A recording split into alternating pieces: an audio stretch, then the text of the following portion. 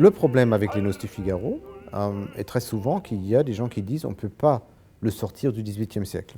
Parce que la structure sociale de l'œuvre et les personnages de l'œuvre ne permettent pas de sortir les Noces du Figaro du XVIIIe siècle. Et là, la transposition, si je peux dire, que Nietzsche a trouvée, c'est de dire je retrouve cette structure hiérarchique sociale qui est dans la pièce, qui est une structure du XVIIIe siècle, ça persiste aujourd'hui dans un théâtre. Cette transposition est vraiment fascinante, très logique. Il faut trouver, mais c'est très logique. Il faut faire quelque chose qui donne du plaisir. C'est complètement clair. Mais il faut interroger, et surtout il faut interroger le conditionnement un peu plus subtil, un peu plus subliminal. Et j'ai suivi un peu le même chemin de faire quelque chose que j'espère donne beaucoup de plaisir. Tu as toujours dit aussi, il faut que ce soit drôle. Drôle, c'est super, super important. Alors ce sont des deux choses très, très drôles, amusants, qui plaît, un divertissement, mais en même temps quelque chose qui provoque.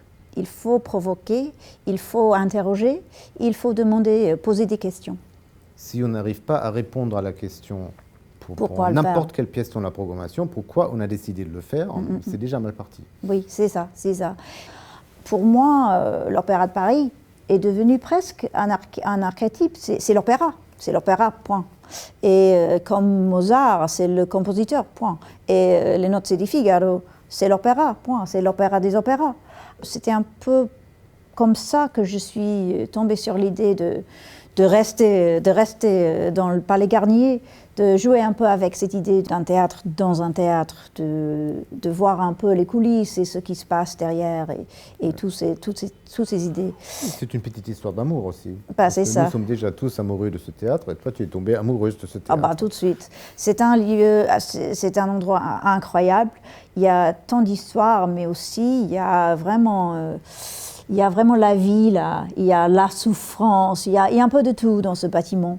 Et je pense qu'on peut aussi se poser la question pourquoi c'est même nécessaire de transposer.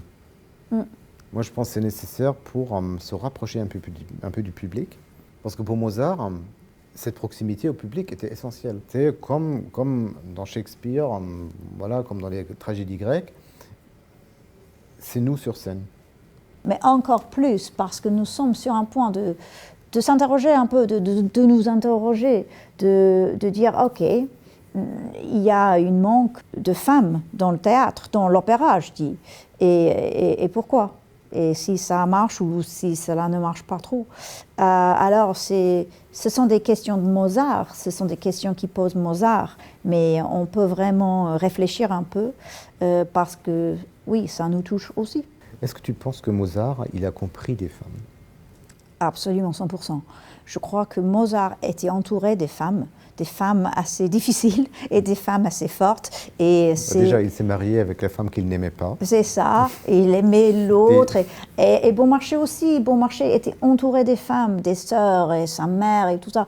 Et ces deux hommes, parce qu'ils étaient comme ils étaient, c'est-à-dire ouverts à tout, ils voyaient des choses.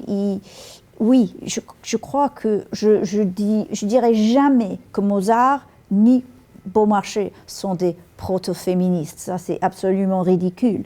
Mais ce que je dirais, c'est que oui, ils savaient plus que des autres écrivains comment c'était être une femme à cette époque, dans toutes les époques, je dirais. Et ça, c'est, comme je dis toujours, ça, c'est vraiment rare. Et ça, c'est super intéressant, parce qu'on a des femmes qui sont rondes, qui sont vraisemblables. Des vrais personnages. Des vrais personnages. Et des personnes avec des fautes aussi. Ce ne sont pas des anges, des héroïnes, des intouchables comme ça. Non, ce sont des personnages avec les jalousies et les amours et les faiblesses. Et ça, c'est beaucoup plus intéressant parce que ça nous ressemble plus. C'est pas les victimes. C'est ça, c'est pas seulement les victimes ou les anges. Des opéras du 19e. C'est ça. Ouais. Ce ne sont pas des objets. Ce sont des personnages qui respirent. Et pour moi, la raison vraiment, pourquoi ça résonne toujours aujourd'hui, il y a deux raisons. Mozart, il ne juge pas ses propres personnages, jamais. il nous laisse ce privilège de juger Lecomte, Cherubino, Suzanne Figaro, Don Giovanni, tous les autres. Il ne juge jamais ces personnages. Et musicalement, Mozart, il n'est pas manipulateur. Ouais, c'est ça. Il nous laisse aussi cette place d'aimer ou de ne pas aimer. Et je pense pour nous aujourd'hui, c'est aussi très très important qu'on communique avec nos spectacles, qu'on n'a pas envie de dire il y a une seule vérité. C'est ça. Il y a toujours plusieurs vérités, pas seulement dans l'art, mais dans la vie. Et qu'on a le droit d'assumer ça. Et si on arrive des fois à être d'accord, de ne pas être d'accord, mais qu'on arrive à en parler, c'est un peu ça l'idée du spectacle vivant. Et de notre rapport à l'art en général. C'est super ça. Et c'est comme tu dis vis-à-vis Mozart, on ne juge pas, on présente et on ne juge pas.